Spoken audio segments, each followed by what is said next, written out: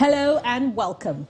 Tonight, the president again vows to go hard on insurgents in the northeast as he visits the Borno state capital. Says efforts ongoing to adequately equip the military to tackle the terrorists. At least 4 people killed and about 8 others injured following multiple explosions in Maiduguri shortly before the president's arrival in the Borno state capital. Federal Executive Council approves over 65 billion naira to fund various projects in the power sector, blames poor electricity supply on neglect of sector. And US and Russia move to douse tension between them, agree to hold talks in January on Russia's troop buildup near Ukraine. Plus, international news from our London studio. On business news tonight, Titan Trust Bank acquires majority stake in Nigeria's second oldest lender, Union Bank. And on sports news tonight, 3-time African champions, the Super Eagles of Nigeria end the year on the 36th spot in the world and 5th in Africa in the final FIFA standings for 2021. And from Abuja, 2 days before Christmas, some residents in the nation's capital and travelers lament hike in fare as buyers and sellers of food items decry high prices and low patronage. Once again, the president is talking tough as he restates the resolve of his administration to go hard on insurgents in the northeast of the country. President Muhammadu Buhari made this declaration when he paid a one-day visit to Maiduguri, the Borno state capital. The president, who was speaking at the commissioning of the University of Maiduguri Center for Distance Learning, built and donated by business mogul and philanthropist Mohammed Indimi, urged Nigerians to judge his performance based on where the country was when he assumed office in 2015 and not by the current realities. According to him, quote, "I have ordered and have started receiving military hardware from the United States, aircraft, helicopters, armored cars, and we are going to be very hard on them," end quote.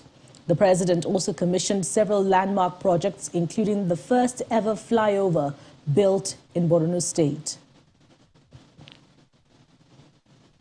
However, not everyone was happy that the president was visiting Borno state, and they weren't quiet about it. 3 explosions ripped through 3 different parts of Maiduguri, including the only route from the Maiduguri International Airport to the city. At least 4 people died as a result, and 8 others were injured. The explosions occurred in 3 different locations of Bulumbukutu, Ajilari Cross, and Ayaji. There has been no official statement from the police, and no group has claimed responsibility for the attack.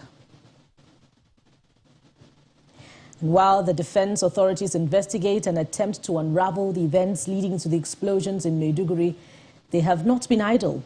According to the Acting Director, Defense Media Operations, Brigadier General Bernard Onyuko, who briefed journalists in Abuja, 51 terrorists have been killed by troops in the northeast in the last 2 weeks. Even more Boko Haram fighters also surrendered to the authorities.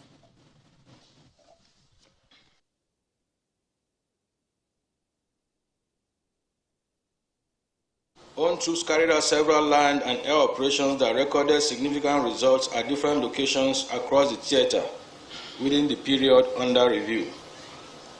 Some of these locations are towns and villages and roads in Bama, Mafa, Pulka, Konduga, Goza, Mobar, and Dikwa local government areas of Borno State, as well as Madagali local government area of Adamawa State.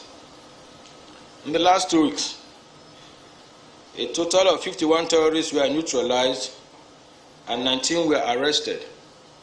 Also, a total of 122 assorted arms, including AK-47 rifles, general purpose machine guns, and PKT guns, and 1,499 rounds of different calibers of ammunition were recovered, while a total of 8 enemy gun trucks were destroyed during operations.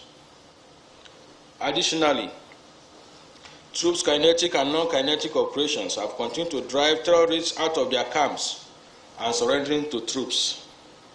Within the period under focus, a total of 1,081 terrorists and their families, comprising 187 adult males, 326 adult females, and 568 children surrendered to own troops at different locations within the Operation Hide-and-Kai theater.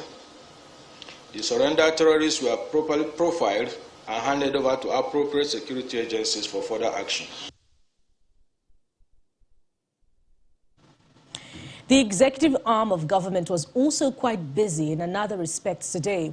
And while the president was in Maiduguri, the vice president, Yemi Osinbajo, presided over what was called an extraordinary Federal Executive Council meeting at the presidential villa in Abuja. 65.3 billion naira in approvals were granted to the Ministry of Power. Our State House correspondent, Gloria Umezoke, reports.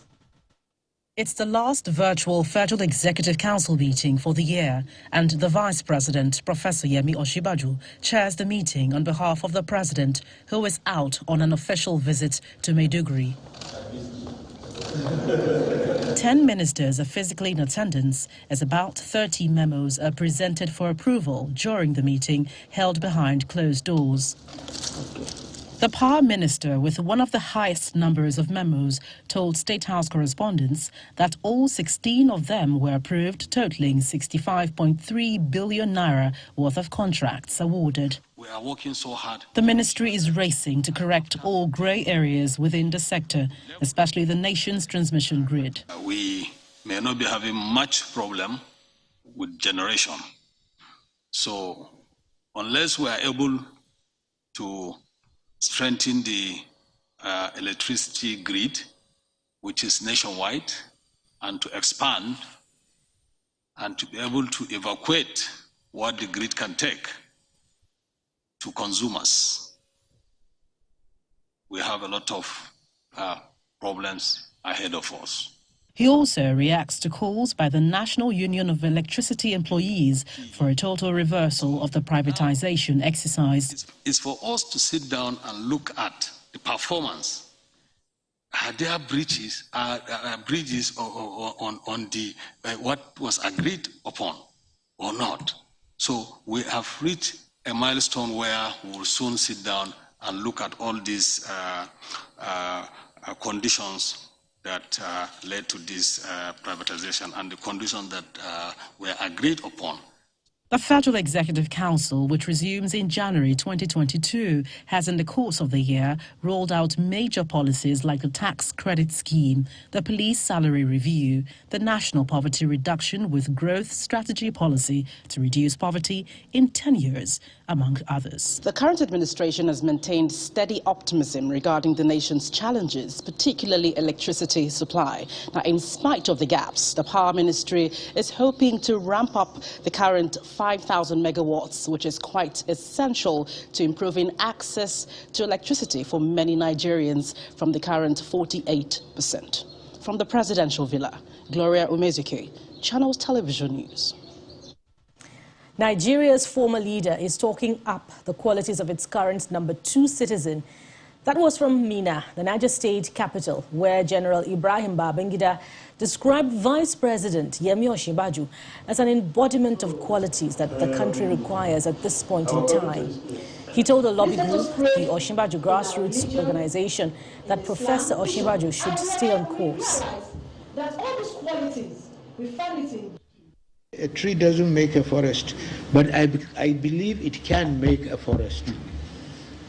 Where you have a man who has conviction about the country, a man who believes in the country, a man who can communicate with the country and inspire people to achieve a greater goal for the country. Politicians have a lot to learn from what you are trying to do. And by your composition, I know all of you have one experience or the other in Nigeria. So you should make us know that you have a very good belief in the country. And we will follow you based on these convictions that you have about this country. Like I told you, I know the professor very well. He is a good man. And we need good men. to run us in this country. Somebody you can learn from, somebody you share a common conviction with, and he has this passion for this great country. You have the passion for this country, and this is what we need. Other Nigerians also should be able to copy this passion for the good of our country. But the Nigerian, because he has a passion for this, you have to understand them and allow them to do it. Constant discussions and talking, communicating. Then you find that you have a very good bunch of people who are very good, who are with you also in trying to improve this country.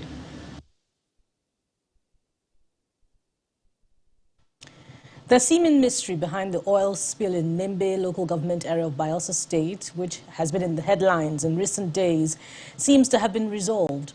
That's because a report by the Joint Investigation Team visit to OML 29 at Santa Barbara says the Aiteo oil spill was caused by sabotage. The team had representatives from various stakeholders. This is the oil head known as Christmas Tree, where crude oil gushed out for over a month. It's within this area that the actual cause of the spill can be detected, and the lead engineer explains his findings.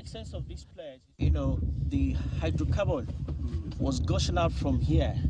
We call here tubing spool. And here is where you have via plug. So the essence of this place is to monitor the casing pressure. So these valves here is to stop whatsoever pressure that may want to come out from the casing. So these valves was removed. The other valve was removed just like the way this one's are. These, the flow was coming out from this direction. It was also coming out from the other direction. That is why if you see the video, you discover that the flow was horizontal. Yeah, gushing out this way. Nostra is the regulatory agency for such disasters, and it announces its position after the inspection. If we look at the pressure in the well, it is very, very unlikely that the pressure will remove those valves. And when we were there, the engineer that killed the well, I asked him a specific question, that after killing the well, before fixing the valves, what was the circumstances of the thread of the features that held the valves? Because if those valves were pulled out under pressure, the threads supposed to have worn out. And he answered emphatically that the threads were intact. So there was no way the internal pressure from the well could have removed those valves. The pressure is not an instant thing. It builds up over time. And if these things are not worn out, and it means it's a surging thing, it's a surge. And what it's saying in addition is that if it has not been building for some time, it will not just come up suddenly. So I think that corroborates what he's trying to say, and that adds to what my colleagues have said. Having announced the result of the assessment, all other representatives of the joint investigation visit affirm that the spill was caused by sabotage. But the representatives of the Bayelsa state government refuse to sign the papers as they disagree with the report. In part 2, after the break, 20 victims of police brutality in the Federal Capital Territory receive 146 million naira as compensation from Independent Investigative Panel on Human Rights Violations. Stay with us.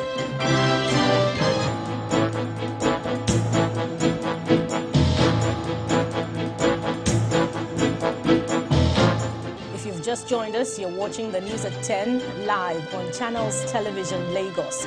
Here's a reminder of our top stories. The president again vows to go hard on insurgents in the northeast as he visits the Borno state capital. says efforts ongoing to adequately equip the military to tackle the terrorists. At least 4 people killed and about 8 others injured following multiple explosions in Maiduguri shortly before the president's arrival in the Borno state capital. Federal Executive Council approves over 65 billion naira to fund various projects in the power sector, blames poor electricity supply on neglect of sector. And US and Russia move to douse tension between them, agreed to hold talks in January on Russia's troop buildup near Ukraine.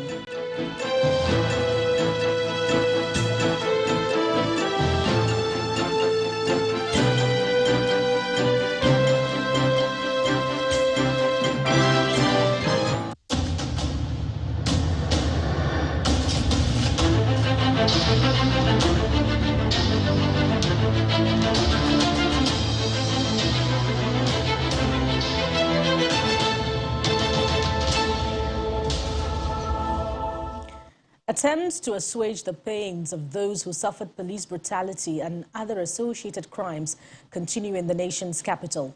The National Human Rights Commission has handed checks worth 146 million naira to those who presented petitions, had them heard, and were found to have merit. Some of the victims will suffer different violations of their rights by officers of the now-defunct Special Anti-Robbery Squad, SAS, and their families can now heave a sigh of relief as the Independent Investigative Panel on Human Rights, set up by the National Human Rights Commission to look into such cases, has compensated some of the petitioners. Since the inception of the panel in 2020, it has received 297 petitions from across 29 states, including the FCT, concluded 144 cases, reached a decision in 75 cases, and approved compensation for 20 victims and their families. In all, 25 of the petitions were struck out, 12 of them withdrawn, and 1 dismissed. According to the Commission, over 150 Nigerians are still looking to submit their petitions for hearing. The next level is the Attorney General's office that would be prosecuting these policemen and bringing them before the courts of law. And it will interest you to know that some of our petitions, police was already prosecuting them in court.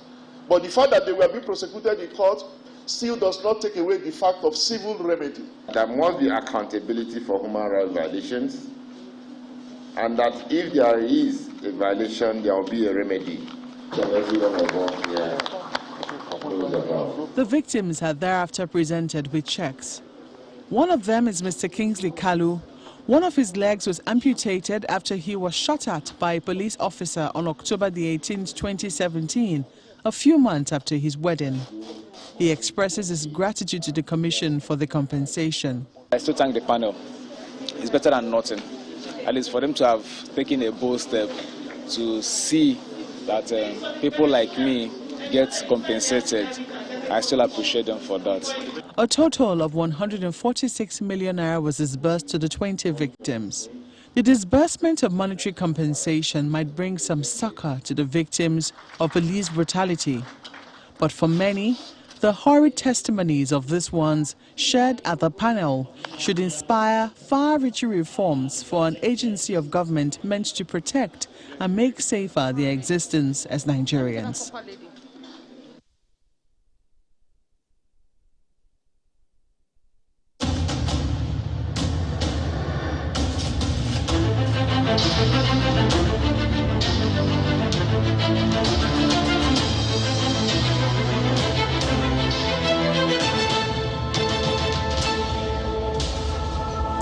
It's time now to bring you more on the news at 10, this time from our Abuja studio, and my colleague Linda Akigbe picks it up from here.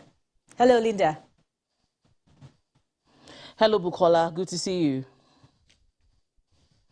Christmas is in the air, and as preparations ramp up ahead of the festivity, some residents in the nation's capital, Abuja, who are traveling to celebrate with their loved ones, are lamenting the hike in fare.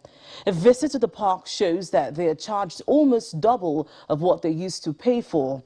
Meanwhile, some drivers are declining to travel to some parts of the country, especially the north, forcing many passengers to turn to rail transportation as an alternative.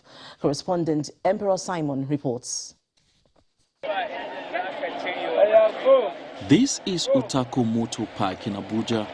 It's mostly busy, but with Christmas around the corner, it seems even busier than usual. Residents in the nation's capital are rushing to travel to celebrate with their loved ones in other parts of the country. But there are challenges. Two major factors seem to be affecting movement of passengers this year. First is insecurity.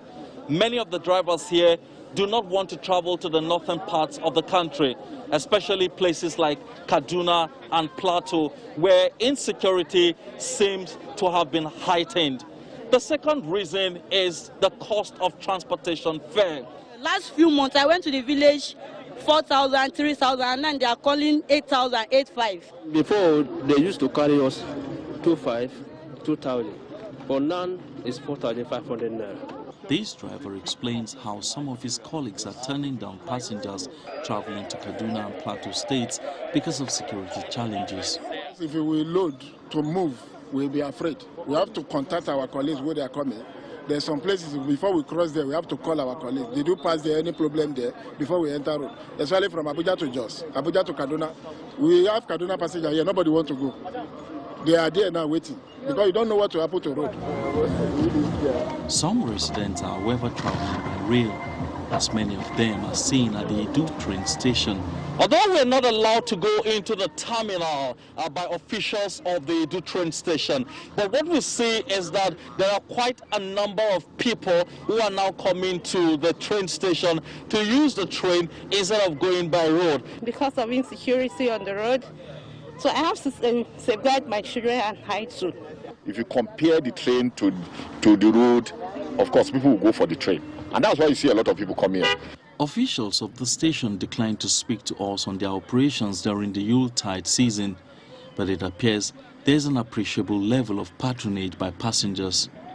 As residents in the nation's capital mark Christmas celebration, they are hoping that the government will find lasting solutions to the lingering security challenges in the country and also improve on the welfare of the citizenry. Emperor Simon, Channels Television News. The story does not appear different with regard to the cost of goods, which is threatening to put a damper on this year's festivities, with buyers complaining about the high prices of goods and sellers decrying low patronage from residents. Our correspondent Kayla Megwa reports that both buyers and sellers say 2021 has been bad for business for them. All roads lead to the Wuse market in Abuja. The very busy market is seeing a rush of last-minute Christmas shoppers. This year, the complaints of non-patronage are coming from sellers of non-food items. They say Christmas shopping this year has been very poor for several reasons. Worst December ever. In terms of business, there's no patronage. We are not seeing customers. We make goods available, but we are not seeing the people to buy. We are going to food first. They go to food item before buying alcohol, because it's when you belly full, we now add addendum. So we make our way to the food market. The last-minute shoppers are eager to get basic food items into their shopping baskets. There's, however, an essential part of Christmas shopping that is seeing a decline this year as well: the shopping for meat. It is too cost. You know, say when motor go bush, go carry the thing come. Then we can't charge higher, you know. Then when they come put the money on top of the cows, the price will come up. There is almost no real Christmas without chicken. Almost every family will have a bird on their table this Christmas. And though the price of chicken has increased by over 50% since 2020, the sellers have mixed reviews on the response from shoppers this year. Even last year I come here, there are plenty people when they rush by because even Tokyo you buy last year, this year no go buy. Buyers, on the other hand, are generally unhappy about the high cost of chicken. Chicken they are selling 5,000 before 7,000, 8,000 naira. Cannot afford it. The one I wanted to buy, they say it's 8,500 a chicken. I'm going to buy it. Yes, you don't have any choice because you must get something for the children. Christmas shopping in 2020 also experienced the low turnout of buyers and high cost of food items. At the time, everyone chalked it up to the fact that 2020 was the pandemic year. No one would have thought that in 2021, the turnout would be even lower and the cost of food items would even be higher.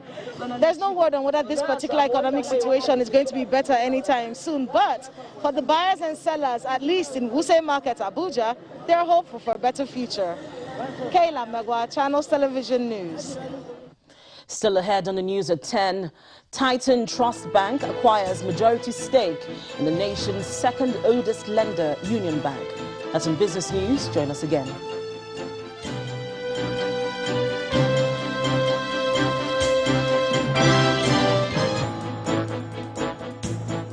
You're welcome back to the news at 10, coming to you live from Abuja. The question is often asked, who guards the guardians? It is in a bid to answer that question with regards to the broadcasting profession that the industry regulator, the National Broadcasting Commission, has decided to set up an institute for broadcast policy next year. NBC Director General Malam Shehu Ilela says this will enhance professionalism within the industry. A partnership for broadcast curricular accreditation at the nation's tertiary institutions has also been initiated by the Commission. Preparation for the establishment of Institute for Broadcast Policy and Regulations is on top of my agenda next year. This is to ensure professionalism in our beloved profession. Media practitioners enjoys a privileged position in the society with special access to protagonists and decision makers, and has a duty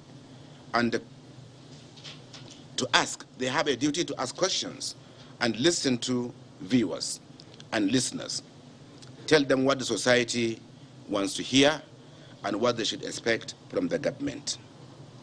In conveying these professional requirements, we went around 4 geographical zones in the country to meet with chief executive officers, broadcast stations licensees, general managers, to re-emphasize the need for professionalism in our profession, in the daily broadcast.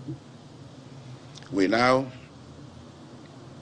know, all of us, what fake news do to our daily lives. Hate speech is also a contributing factor to what we are having now, or the situation we are in now in this country. So may I make an appeal to all of you that are here to restrict themselves and to make sure that all items, all materials, all news that are carried are authenticated, are balanced before you go on air. Those who live in glass houses should not throw stones is a popular saying, and Governor Nyesom Wike said as much today when he threw a challenge to the judiciary in Rivers State to properly utilize its capital budget. The occasion was the foundation laying of a modern magistrate court complex in Port Harcourt, the Rivers State capital, a task performed by Governor Kayode Fayemi of Ekiti State.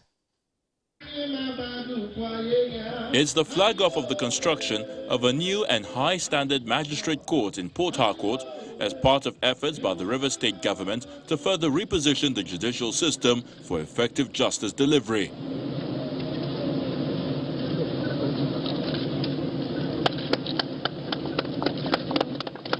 Governor Nyesom Wike, top judicial officers and political office holders from Rivers State and guests from Ekiti State, led by the Governor, Kayode Fayemi, are among personalities on Moscow Road in Port Harcourt for the ceremony.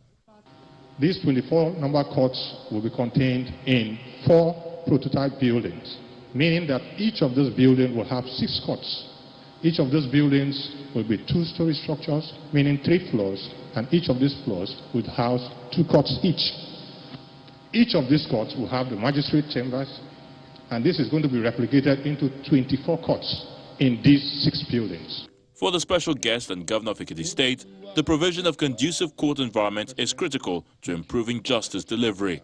If we provide the conducive environment for our magistrates to function, it goes without saying that they will deliver their responsibilities a lot more swiftly and also cover a lot more ground in order to address that challenge of awaiting trial detainees, as well as dispense justice fairly and swiftly. Governor Wike uses this opportunity to speak to what he considers the most honest truth to the state judiciary. People sit in the morning and people sit in the afternoon because of no space. Then the question now becomes, what has the judiciary been doing with their capital budget? Because I'm surprised. The judiciary has this capital budget. We release their capital budget as at when due. So what have you been doing with their capital budget? This new addition by Governor Wike to the judiciary in Rivers State will indeed spur the magistracy, which bears about 70% of the cases in the state, to deliver effective service. And that's all from Abuja. Back to you, Bukola. Thank you, Linda. We return to our lead story on the president's visit to Borno State today, where he vowed that his administration will keep doing its best for the development of the country until May the 29th, 2023, when they will leave office. He said, quote, "I know I swore by the Constitution and I will leave in 17 months. I pray that the person that will take over from us will also follow the targets of securing the country and building the economy." End quote. The president stated this after commissioning the Oriental Energies Resource Limited hangar, Muhammadu Indimi Distance Learning Center, and an international conference center donated to the University of Maiduguri by business mogul Alhaji Mohammed Indimi. Other projects commissioned by the president include the Tijani Bolori Memorial Secondary School and the first flyover in Borno State, custom roundabout with a stretch of 10 kilometers, Gamburungala Road, constructed by the state government. The president also commended the state governor, Professor Babagana Zulum, for the work he had done in 2 years, having been in the state earlier in June to commission projects. The idea of a roll-up television could only have been a dream before now. But that fantasy has been made a reality by LG Electronics as it unveils the signature OLED-R, the world's first rollable television in Nigeria. During the launch in Lagos, the company said the latest OLED TV model marks a turning point in television technology. The Colors Showroom in Victoria Island, Lagos, plays host to representatives of media organizations as the world's first rollable TV, LG Signature OLED-R, debuts in Nigeria. The Signature OLED-R comes in a liquid smooth 65-inch flexible OLED display screen that rolls neatly into its own sound system. It leverages self-lighting pixel technology and independent dimming control to deliver supreme picture quality. This guy has 3 different heights. That's 0 heights, where you can just turn down the screen and you can just put your Bluetooth and listen to music.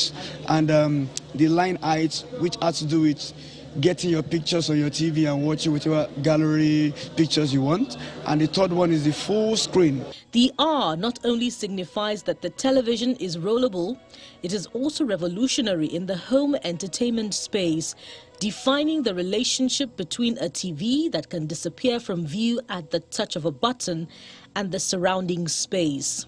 They got it right when they say that they are rolling out the future. You know, this is going to be so effective for space management. You can throw it right in the middle of anywhere. and it will not block your view. All you need to do is bring it down. If you want to play music, you leave it at the music level, you know, and you enjoy your TV. So I'm looking forward to installing one, definitely in January. The television set also supports smart assistants such as Alexa, Google Assistant, and also has LG ThinQ AI. In terms of connectivity, the television set comes with 4 HDMI ports, 3 USB ports, Wi-Fi, and Bluetooth 5.0, among other features. Nigerians want the very best. Nigerians know what products are actually out there in the global market. So seeing these products in Nigeria, it's like their dreams have actually come to pass because they want to live the best when it comes to luxury living. The signature OLED R is displayed alongside other models of OLED TV with sleek, high-quality finishes combined with cutting-edge technology that leaves the consumers with a wide range of choices to meet their lifestyles.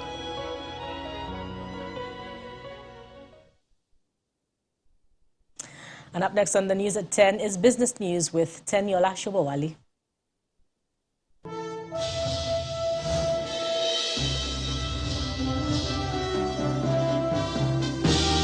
Thanks a lot, Bukola. Welcome to Business News. Nigeria's second oldest lender, Union Bank, has announced the divestment of 89.39% majority stake to one of the new financial service providers in the country, Titan Trust Bank Limited. In a statement sent to the Nigerian Stock Exchange today, the board of Union Bank says it has received a notification from its majority shareholder, Union Bank's Global Partners Limited, Atlas Mara Limited, and other existing shareholders for the proposed divestment. The Chief Executive Officer of Union Bank, Mr. Emeka Okonkwo, explained that the transaction marks a significant milestone in the journey of the 104-year-old financial institution. On his part, the chairman of Titan Trust Bank, Mr. Tunde Lemo, says the deal represents a unique opportunity to combine Union Bank's long-standing and banking franchise with TTB's innovation-led model and promises to enhance the product and service offering for its combined value customers. The Nigeria Sovereign Investment Authority is investing in the off-grid renewables space in partnership with the Rural Electrification Agency. In a statement released today, the NSIA says the fund will be accessible by Nigerian Electrification Program qualified developers under the existing REA and World Bank scheme that guides technical qualification and provides grants for developers to invest and participate in off-grid electrification projects. The NSIA REA partnership is expected to create an initial 10 billion naira revolving fund for qualified developers to manufacture and distribute over 200,000 solar home systems under the federal government's Solar Power Niger program. The Nigeria National Petroleum Companies Limited says a sum of 203.73 billion naira was generated on the sale of white product from its downstream subsidiary, the Petroleum Products Marketing Company, in July this year.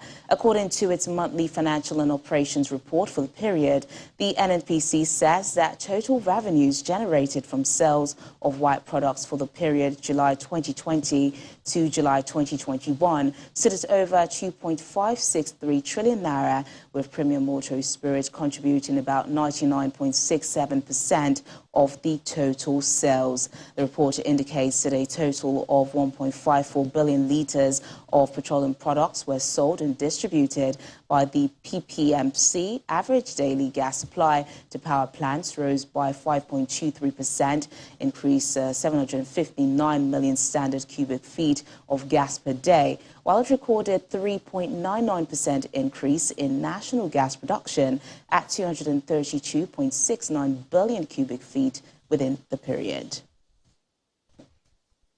Another negative close is recorded at the domestic stock market as continued profit-taking on MTN Nigeria shares countered gains from 14 equities on the NGX. Will Ibong has details of today's trading activities. Hello and welcome to the Stock Market Report.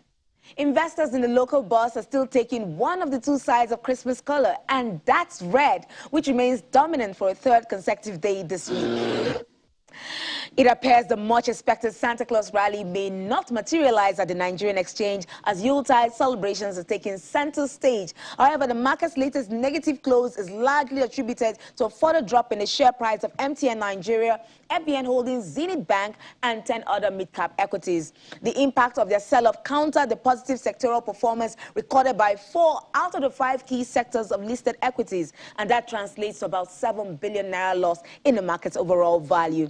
Meanwhile, on the day that Union Bank's board announced a proposed divestment of majority shareholding interest in the company to Titan Bank, its share price rallied by 9.78% to lead a pack of 13 other gainers, while Julius Berger held the #1 spot on the list of decliners. We're still counting down. One day left before Christmas. Who knows? We might just get some miraculous rally. So let's keep our expectations high for that possibility on the NGX. And that's the stock market report. I'm Will Ibang. It's back to you.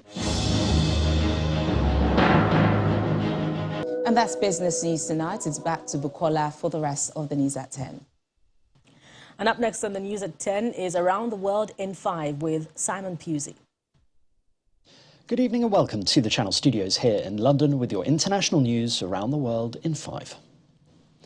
Russia and Ukraine have agreed to restore a 2020 ceasefire deal in eastern Ukraine, prompting a top official in Kiev to say that the coming holidays should be peaceful.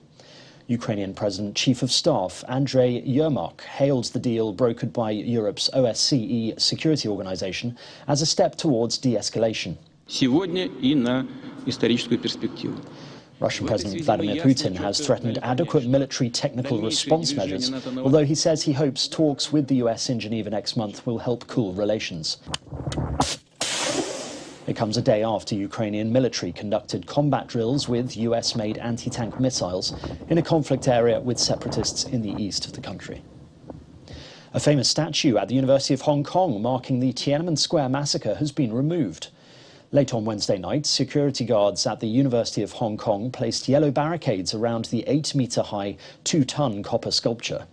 The statue, known as the Pillar of Shame, shows piled-up corpses to commemorate the thousands of pro-democracy protesters killed by Chinese authorities in 1989. It was one of the few remaining public memorials in Hong Kong commemorating the incident. Its removal comes as Beijing has increasingly been cracking down on political dissent in Hong Kong. A government minister in Madagascar has said he swam for 12 hours to safety after his helicopter crashed at sea during a rescue mission. Police Minister Serge Gell said it was not his time to die as he recovered from the marathon swim. The team had been flying to inspect the site of a shipwreck in the northeast of the country on Monday night. The death toll from the shipwreck off the coast of Madagascar has risen now to 85. Maritime authorities said 138 people were on the 12-foot-long boat, adding that only 50 had been rescued. Libya's parliament has ordered the formation of a committee to create a roadmap for the period following when elections were meant to be held and to submit their proposal within 1 week. Yesterday, the Electoral Commission proposed pushing back the voting date by a month, confirming a delay that had been widely expected amid several disputes. At stake is a peace process that had been seen as the best hope in years of bringing an end to a decade of chaos and violence that had engulfed Libya since a NATO-backed uprising ousted Gaddafi in 2011. The Saudi-led coalition fighting in Yemen says it launched airstrikes against a military camp in the capital Sana'a, attacks which the Iran-aligned Houthis said hit a prison compound and a hospital. People gathered around one of the sites, inspecting the area and picking up bits of shrapnel. The coalition said it destroyed 7 drone and weapons stores at the camp, adding it was in response to an armed drone launched from North Yemen towards Saudi's Red Sea region of Jizan.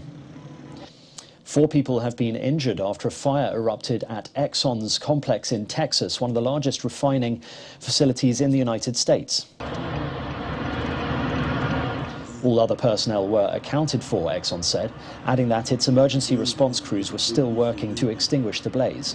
The Baytown plant houses a chemical plant, an olefins plant, and the country's fourth biggest oil refinery, with capacity to process 560,000 barrels per day of crude.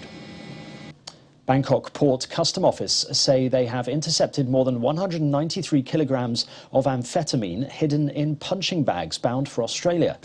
Officials told a news conference the shipment was inspected by Thai customs after authorities grew suspicious since the Thai-made boxing training tool is not in high demand in Australia. The drugs, packaged in bags, each weighing over 10 kilograms, were hidden in 15 punching bags. It would have had a street value of almost $30 million in Australia. And finally, climbers dressed as Santa Claus have abseiled down the outside of a children's hospital as Slovenia prepares for Christmas. The abseiling Santas from a local cave rescue association waved and danced for patients and staff as they hung from their ropes. Meanwhile, sick children in Rome were treated to the same, with Santas scaling down a huge chimney. They then gave out presents to kids in the Umberto Hospital in the capital. And a Palestinian Christian known as Jerusalem Santa brought holiday cheer to residents as he rode a camel along the old city walls and through Jaffa Gate, where he distributed Christmas trees provided by the municipality. And that's your international news around the world in 5. Now back to the Channel studios in Lagos. Thank you, Simon, and welcome to Sports News. The Super Eagles of Nigeria will end the year 2021 as the 36th ranked team in the world and the 5th in Africa in the latest FIFA ranking released today by the world's football governing body FIFA. The Teranga Lions of Senegal closed the year as Africa's best, as the 20th in the world. They are closely trailed by Morocco on the 28th position. Tunisia and Algeria are ranked 29th and 32nd positions. Meanwhile, Belgium ended the year as the best playing nation. Brazil and France are 2nd and 3rd. The 3 Lions of England are in the 4th spot. Argentina, Italy, Spain, Portugal, Denmark and the Netherlands complete the top 10. FIFA ended the year with a record-breaking 1,116 international matches. And Manchester City manager Pep Guardiola says the Premier League's unique tradition of playing on Boxing Day and New Year's Day should not change, but they must allow 5 substitutions to protect players amid a grueling schedule. Top flight leagues in Europe adopted the rule to increase the number of substitutions per game to 5 to ease the workload on players amid the COVID-19 pandemic, but Premier League clubs voted against the motion.